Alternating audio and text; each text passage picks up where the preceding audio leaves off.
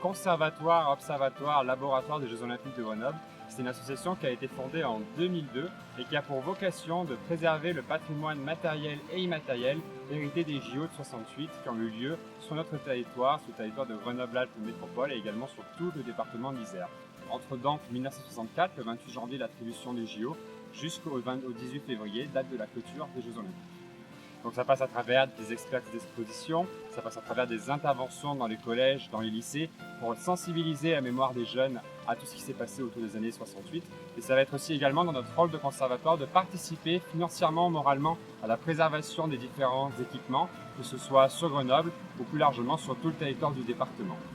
Donc nous, ce qu'on a fait sur le territoire de Grenoble, ça rentre dans le cadre de l'appel à projet qui a été édité par Grenoble-Alpes Métropole avec par exemple ce circuit vert qui s'appelle Balade avec Chouz, Parc Olympique Paul Mistral, qui va nous faire le tour du parc Paul Mistral pendant 1 heure, autour d'un escape game ou autour des visites guidées comme on a pu le faire aujourd'hui, et qui va permettre de retracer les différentes structures, qu'elles soient sportives, politiques, administratives, urbanistiques, qui ont fait tous ensemble les JO de Grenoble 68.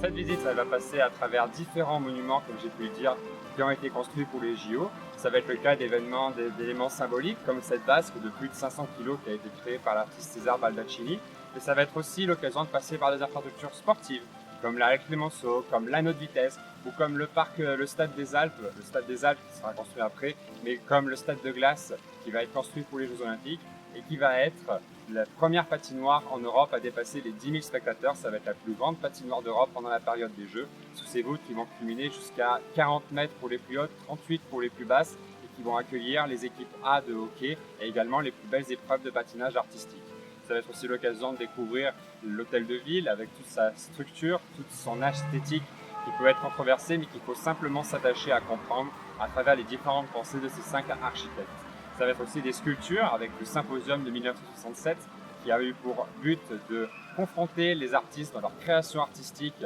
à un grand développement qu'a connu la ville entre 64 et 68 à travers une quarantaine d'œuvres de sculptures dans l'espace urbain dont se trouve une cinquaine au niveau du parc Paul Mistral.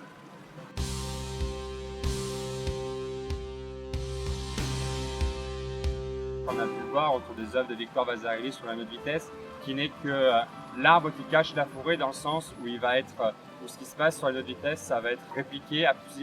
différentes échelles sur les différentes structures, que ce soit le Palais des Sports, l'arrêt Clémenceau, même la vasque juste derrière, et qui justement, ça va être le but du Camp de Jog, de se battre pour que ce patrimoine soit mis en avant, soit rénové également, que ce soit financièrement ou même dans l'établissement des idées communes des Grenobloises et des Grenoblois.